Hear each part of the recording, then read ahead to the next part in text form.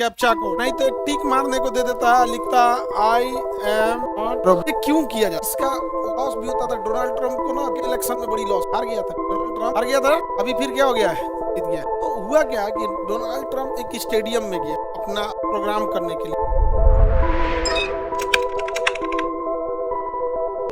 आपको कुछ कोड भरने को दे देता है, जिसे क्या कहते हैं, कैप्चा कोड, नहीं तो एक टिक मारने को दे देता है, लिखता I am not a robot. आपको ये टिक मारना पड़ता है, तब फॉर्म जाके क्या होता है, एक्सेप्ट होता है। आप सोचिएगा कि रोबोट भी तो टिक मार ही सकता है, रोबोट भी तो टिक मार ही सकता है और मार भी देगा। या कैप्चा कोड तो रोबोट भी भर सकता है, बट कैप्चा कोड उसको दिखाई नहीं देगा, रोबोट को ब्लर करके देता। आप देखिएगा अगर एआई वगैरह है ना, तो उसको ब्लर कर देगा कैप्चा और टेढ़ा मेढ़ा कर देगा, तो समझ में नहीं आया ये क्यों किया जाता। समझिएगा कई बार क्या होता है कि जो बुकिंग्स होती है, जैसे रेलवे का टिकट या फिर आपका कोई फॉर्म भर रहे हैं, ऐसा भी हो सकता है कि कोई रेलवे का एक कोई दुकानदार बैठा है, 500 में से 400 टिकट खुद ही खरीद, क्या ब्लैक में बेचने लगे, ब्लैक में बेचेंगे। होता क्या है, तो जब आप टिकट बुक करते हैं, एक लिमिटेड अमाउंट तक का ही आप टिकट बुक, 5 टिकट, 6, 10, 15 इतने ही कर, ताकि तो पता रहता है कि हाँ इतनी आपकी जरूरत पड़। अगर ज्यादा भरिएगा तो वो जांच कर लेता है, क्योंकि आपका मोबाइल वो ले लेता है, एक्सेस या आईपी एड्रेस वगैरह ले लेगा। यहाँ पहले ये बड़ा धांधली होता था, जब ये सिस्टम नहीं था, तो कोई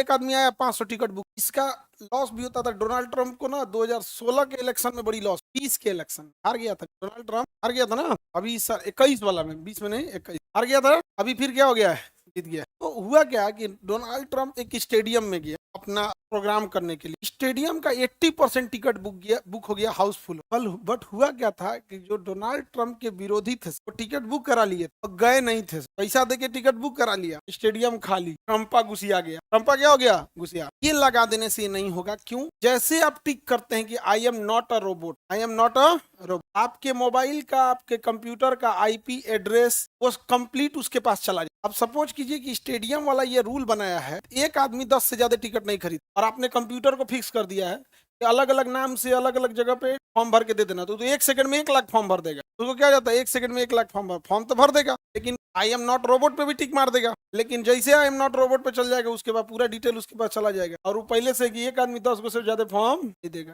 या 15 से ज्यादा नहीं ले सकता है। उसकी पूरी डिटेल जैसे आप टच करते हैं ना, कैप्चा कोड भरते हैं या कुछ भी भरते हैं, तो उसका पूरा का पूरा क्या हो जाता है, चला जाता है, ताकि वो एक टाइमिंग के बीच में आप उसका मिसयूज ना कर। समझ में गया? नहीं तो उसको भरने की भी क्या जाता है, वो भी टिक मार देगा, I am not a robot. तो टिक, रोबोट इतना काम करता है, वो टिक मारला मेरे को दिक्कत है। ब्लर भी उसको ही भर सकता है, लेकिन जैसे भरेगा ना तो उसका सारा चीज चला जाए। तो जो अजय दुकान वाले क्या होते हैं, दुकान वाले तो खुद से टिक मारते हैं। तो दुकान में जो फॉर्म भरा जाता है, उनका एक कमर्शियल आईडी होती है, कमर्शियल आईडी से वो फॉर्म भरते हैं। कमर्शियल आईडी में अलाउ होता है कितना भरना। दूसरा, वो जो फॉर्म भरते हैं वो नॉर्मल स्पीड होता है, कोई कंप्यूटराइज जनरेटेड नहीं होता है, धोखाधड़ी नहीं हो सकती। इसी को रोकने के लिए पहले व्हाट्सएप पे भी क्या होता था कि कोई स्पैम मैसेज हो गया या कोई गलत मैसेज हुआ, तो फैलाने में लोग क्या करते थे, मैसेज को पकड़ेंगे, कॉपी मारेंगे, सबको भेज देंगे। व्हाट्सएप ने कहा कि काम करो, 5 को से ज्यादा में जेबे नहीं करें। इसलिए अगर आप व्हाट्सएप में भेजते हैं किसी को, जैसे मान के चलिए आपको 1 जनवरी को भेजना हो, तो आपको हैप्पी न्यू ईयर कई जगह भेजना होता होगा। आप लोग में तो कम ही नंबर होगा, तो हम लोग को जो भेजना रहता है हालत खराब हो जाता। नहीं समझ में आ गया कौन भेजा है कौन नहीं भेजा, उसमें ठक ठक ठक कॉपी करके भेजते रहे। पहले कॉपी करके सब में भेज सकते, तभी कितना को भेज सकते। उसने भी यही कॉन्सेप्ट लगा के ना रोकने की कोशिश किया है।